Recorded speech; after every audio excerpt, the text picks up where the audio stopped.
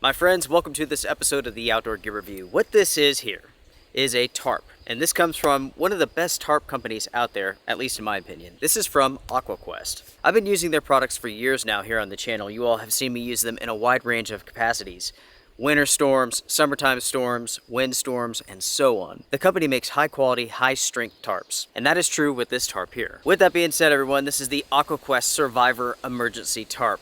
And it is exactly as it sounds. This is an emergency shelter that was designed for outdoorsmen, outdoorswomen, as a high visibility shelter that provides protection from any set of conditions. I've been testing out this tarp for numerous months now. Now it's time to pass on my review, and it begins right now. When it comes to the stored dimensions, you're looking at 12.5 inches long, and it's roughly 4 inches wide. If you decide to purchase this tarp, this is what you're going to receive. You get the storage bag down at the bottom, you have a handle or a pull. On the sides, you have some webbing. Up here at the top, you have a draw pull.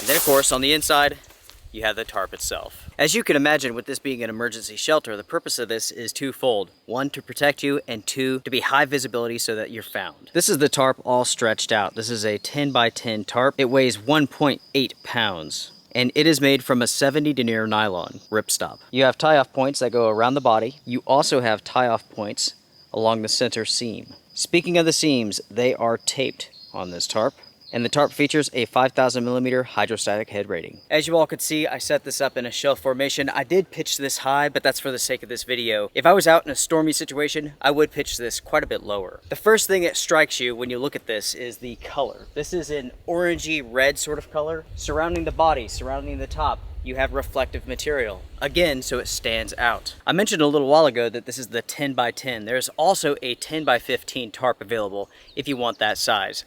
Now let's talk about cost for a second. The price of the 10 by 10 is $115. You could go out and find very inexpensive polyester tarps all day long for like 30, 40 bucks. Again, this is a 70 denier ripstop nylon. This is heavy duty. You could feel it. When you go hands-on with this, you could tell the difference between this tarp and, say, a very inexpensive one.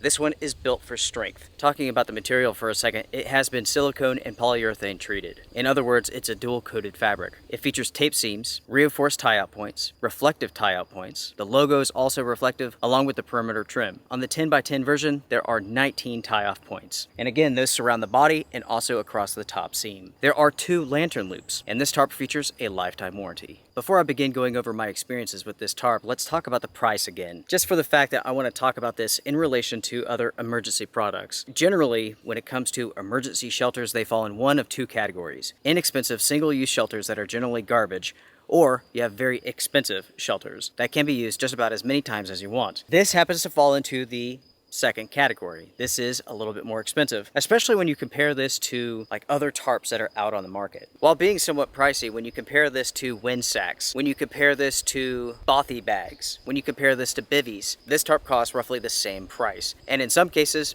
this could be even less expensive. I want to mention that just so you have an idea of what everything costs. Anyways, let's go over to my experiences with this tarp. I've been testing this out since basically early this year. I started off my testing in the wintertime. I've used this in snowstorms and windstorms. I've used this in thunderstorms.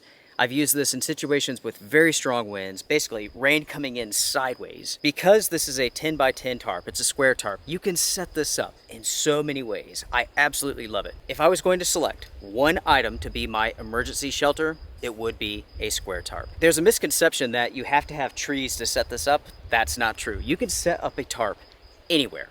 Anywhere. All you have to have is a little bit of knowledge and some experience. If you're in a situation where there's no trees, you can use this as a bothy bag. Simply pull it over you, sit on top of it.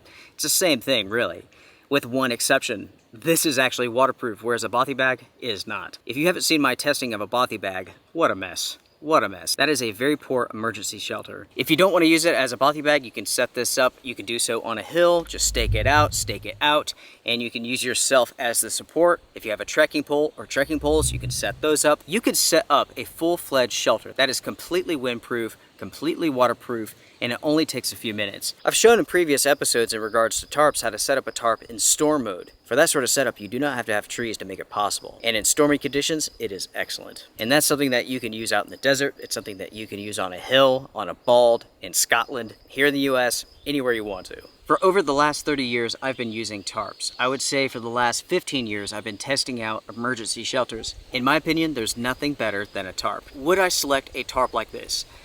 Honestly, it depends on the situation. It depends on where I'm going, the time of year, and so on. If I was heading out for a wintertime trip, I would take something like this, something very, very strong. If it was a summertime trip, I would go with something lighter than this. This is a very, very thick, very, very heavy tarp.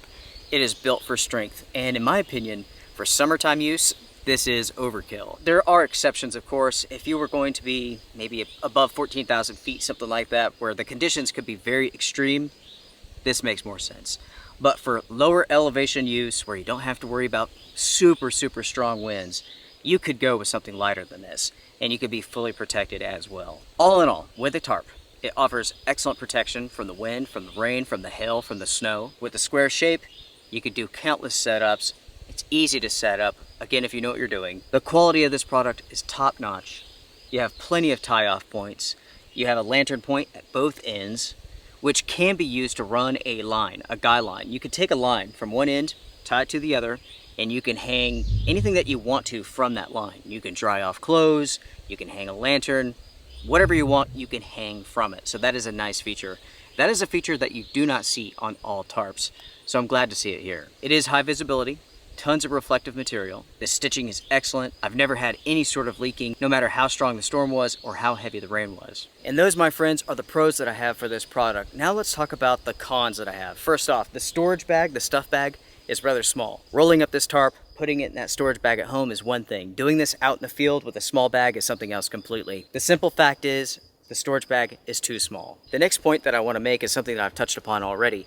You may not need a tarp this strong depending on where you live or the conditions that you're going out in. Again, for here in the mountains during the summertime, this is overkill. But in the wintertime, it's a completely different story. This makes more sense. So you have to weigh the pros and cons of that, right? Is it worth the weight to you all year long, or can you go with something that's lighter weight? So I would personally like to see AquaQuest offering this tarp in different levels. Let this model be like the extreme weather model, while at the same time offering a lighter weight tarp for those that need it. I wouldn't change the size though.